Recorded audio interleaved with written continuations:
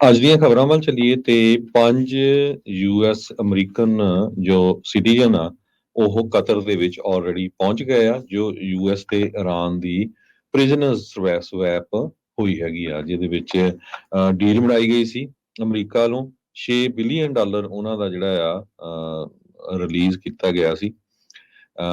ਤਾਂ ਕਰਕੇ ਜੋ 5 ਅਮਰੀਕਨ ਹੈਗੇ ਆ ਇਰਾਨੀਅਨ ਮੂਲ ਦੇ, ਉਹਨਾਂ ਨੂੰ ਫ੍ਰੀ ਕੀਤਾ ਗਿਆ ਹੈਗਾ ਆ।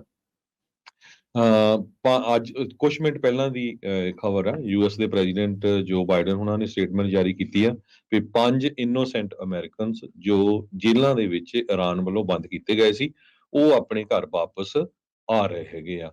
ਆਲਰੇਡੀ ਉਹ ਕਤਰ ਦੇ ਵਿੱਚ ਪਹੁੰਚ ਚੁੱਕੇ ਹੈਗੇ ਆ। ਇਰਾਨ ਦੀ ਜੋ ਪ੍ਰੈਸ ਆ, ਉੱਥੇ ਦਾ ਟੀਵੀ ਆ, ਉਹਨਾਂ ਨੇ ਵੀ ਇਹ ਦੱਸਿਆ ਆ ਵੀ ਇਹਨਾਂ ਨੇ ਕ੍ਰਾਈਮ ਕੀਤੇ ਸੀ, ਪਰ ਅਸੀਂ ਇਹਨਾਂ ਨੂੰ ਜਿਹੜਾ ਆ ਜੋ ਡੀਲ ਬਣੀ ਆ ਉਹਦੇ ਵਿੱਚ ਛੱਡਿਆ ਹੈਗਾ ਆ। ਤੇ ਜੋ ਰਿਪਬਲਿਕਨਸ ਆ, ਉਹ ਇਸ ਡੀਲ ਤੋਂ ਖੁਸ਼ ਨਹੀਂ, ਕਹਿੰਦੇ ਵੀ 6 ਬਿਲੀਅਨ ਡਾਲਰ ਜੋ ਆ ਉਹ ਕਿਉਂ ਦਿੱਤਾ ਗਿਆ ਇਰਾਨ ਨੂੰ। ਪਰ ਜੋ ਬਾਈਡਨ ਐਡਮਿਨਿਸਟ੍ਰੇਸ਼ਨ ਆ, ਉਹ ਇਹ ਕਹਿ ਰਹੇ ਆ ਵੀ ਜੋ 6 ਬਿਲੀਅਨ ਡਾਲਰ ਆ ਇਹ ਸਾਊਥ ਕੋਰੀਆ ਦੇ ਕੋਲ ਸੀਗਾ, ਕਿਉਂਕਿ ਜਦੋਂ ਸੈਂਕਸ਼ਨਸ ਲਾਈਆਂ ਜਾਂਦੀਆਂ ਤੇ ਸਾਰੇ ਮੁਲਕਾਂ ਨੇ ਪੈਸੇ ਉਹਨਾਂ ਦੇ ਜਿਹੜੇ ਫਰੀਜ਼ ਕੀਤੇ ਸੀ, ਜਿਹੜੇ ਅਮਰੀਕਾ ਦੇ ਫਰੈਂਡਲੀ ਮੁਲਕ ਹੈਗੇ ਆ। ਸੋ ਸਾਊਥ ਕੋਰੀਆ ਤੋਂ ਕਤਰ ਅਕਾਊਂਟਸ ਆ ਜੋ, ਉੱਥੇ ਉਹ ਮਨੀ ਟ੍ਰਾਂਸਫਰ ਕੀਤਾ ਗਿਆ ਹੈਗਾ। ਜੀ। ਅਗਲੀ ਜਿਹੜੀ ਇਸ ਦੇ ਵਿੱਚ ਹੀ ਨਾਲ ਦੱਸਦੇ ਜਾਈਏ ਗੱਲ 'ਚ, ਕਹਿੰਦੇ ਵੀ ਜਿਹੜੇ 5 ਸਿਟੀਜ਼ਨ ਤੇ ਨਾਲ ਉਹਨਾਂ ਦੇ 2 ਰਿਸ਼ਤੇਦਾਰ ਉਹ ਕਤਰ ਦੇ ਇਸ ਪਲੇਨ ਦੇ ਵਿੱਚ ਸਵਾਰ ਹੋ ਕੇ ਉੱਥੇ ਪਹੁੰਚੇ ਆ। ਉਧਰ ਅਮਰੀਕਾ ਦੇ ਦੁਆਰਾ ਜਿਹੜਾ 6 ਬਿਲੀਅਨ ਡਾਲਰ ਦੇ ਨਾਲ-ਨਾਲ 5 ਜਿਹੜੇ ਇਰਾਨੀ ਆ ਉਹਨਾਂ ਨੂੰ ਵੀ ਫ੍ਰੀ ਕੀਤਾ ਜਾਵੇਗਾ, ਜਿਨ੍ਹਾਂ ਵਿੱਚੋਂ 3 ਜਣੇ ਇਰਾਨ ਦੇ ਵਿੱਚ ਨਹੀਂ ਪਰਤਣਗੇ। ਸੋ ਇਸ ਜਿਹੜੀ ਡੀਲ ਦੀ ਗੱਲਬਾਤ ਆ ਜਾਂ ਅਨਾਉਂਸਮੈਂਟ ਆ, ਉਹ ਕੁਛ ਵੀਕ ਪਹਿਲਾਂ ਐਂਥਨੀ ਬਲਿੰਕਨ ਜਿਹੜੇ ਸੈਕਟਰੀ ਆਫ ਸਟੇਟ ਨੇ, ਉਹਨਾਂ ਨੇ ਜਾਣਕਾਰੀ ਜਿਹੜੀ ਉਹ ਦਿੱਤੀ ਸੀ। ਇਸ ਤੋਂ ਬਾਅਦ ਦੇ ਵਿੱਚ ਇਹ ਵੀ ਰੌਲਾ ਰੱਪਾ ਪਿਆ ਰਿਹਾ ਵੀ ਜਿਹੜਾ 6 ਬਿਲੀਅਨ ਡਾਲਰ ਆ ਉਹ ਕਿੱਦਾਂ ਵਰਤਿਆ ਜਾਊਗਾ। ਇਹਨਾਂ ਨੇ ਇਸ ਦੇ ਵਿੱਚ ਇਹ ਮੱਦ ਰੱਖੀ ਸੀ ਵੀ ਤੁਸੀਂ ਸਿਰਫ ਹਿਊਮੈਨਿਟੇਰੀਅਨ ਚੀਜ਼ਾਂ ਦੇ ਲਈ ਹੀ ਇਹ ਜਿਹੜੀ ਰਾਸ਼ੀ ਆ ਉਹ ਵਰਤ ਸਕਦੇ ਆ।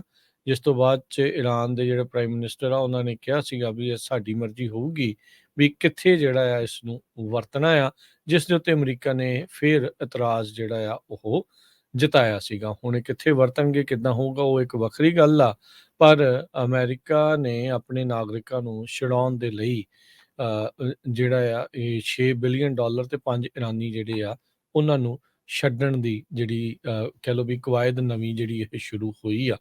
ਇੱਕ ਮੂਵੀ ਦੇਖੀ ਸੀ ਕਈ ਵਰੇ ਪਹਿਲਾਂ, ਆਰਗੋ ਕਰਕੇ, ਵੀ ਉਦੋਂ ਕਿੱਦਾਂ CIA ਵਾਲਿਆਂ ਨੇ ਇੱਦਾਂ ਹੀ ਅੰਬੈਸੀ ਵਾਲੇ ਜਿਹੜੇ ਇਰਾਨ ਦੇ ਫਸੇ ਪਏ ਸੀਗੇ, ਇਰਾਨ ਦੇ ਵਿੱਚ ਜਿਹੜੇ ਫਸੇ ਪਏ ਸੀ ਲੋਕ, ਉਦੋਂ ਜਦੋਂ ਅਪਰਾਈਜ਼ਿੰਗ ਹੋਈ ਸੀ ਉਹਨਾਂ ਨੂੰ ਔਖਿਆਂ ਕਰਕੇ ਜਿਹੜਾ ਉੱਥੋਂ ਕੱਢ ਜਿਹੜਾ ਉਹ ਜ਼ਰੂਰ ਲਿਆ ਸੀ, ਭੇਸ ਬਦਲ ਕੇ ਤੇ ਹੋਰ ਕਈ ਕੁਛ ਜਿਹੜਾ ਕਰਕੇ।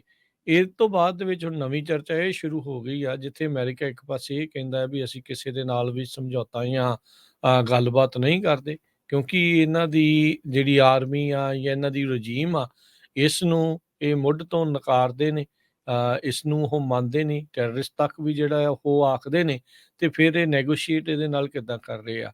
ਕੀ ਇੱਦਾਂ ਜਦੋਂ ਹੁਣ ਬਾਹਰ ਜਾਂਦੇ ਆ, ਖਾਸ ਕਰਕੇ ਅਮਰੀਕੀ ਨਾਗਰਿਕ, ਕੀ ਉਹਨਾਂ ਨੂੰ ਇਹ ਖਤਰਾ ਰਹਿੰਦਾ ਆ, ਖਾਸ ਕਰਕੇ ਜੇ ਹੌਸਟਾਈਲ ਜਿਹੜੇ ਮੁਲਕਾਂ 'ਚ ਜਾਂਦੇ ਆ ਵੀ ਉੱਥੇ ਤੁਹਾਨੂੰ ਅਗਵਾਹ ਕਰਕੇ ਕਿਤੇ ਤੁਹਾਡੇ ਬਦਲੇ ਕੁਛ ਹੋਰ ਨਾ ਹੋਵੇ, ਇੱਕ ਨਵੀਂ ਕਵਾਇਦ ਜਿਹੜੀ ਉਹ ਨਾ ਸ਼ੁਰੂ ਹੋ ਜਾਵੇ। ਇਹ ਜ਼ਰੂਰ ਕਈਆਂ ਨੂੰ, ਇਸ ਦੇ ਜਿਹੜੇ ਕ੍ਰਿਟਿਕਸ ਆ ਇਸ ਪੂਰੇ ਡੀਲ ਦੇ, ਉਸ ਨੂੰ ਇਹ ਡਰ ਬਣਿਆ ਪਿਆ ਹੈਗਾ ਆ।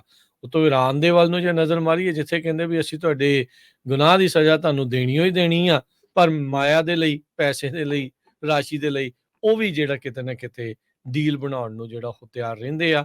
ਇਵੈਂਚੁਅਲੀ ਦੁਨੀਆ ਭਰ ਦੇ ਵਿੱਚ ਡੀਲਸ ਜਿਹੜੀਆਂ ਆ ਉਹ ਬਣਦੀਆਂ ਰਹਿੰਦੀਆਂ ਆ, ਹੋ ਰਹੀਆਂ ਆ। ਸੋ ਇੱਕ ਨਵੀਂ ਜਿਹੜੀ ਡੀਲ ਇਸ ਟਾਈਮ ਬਣੀ ਆ।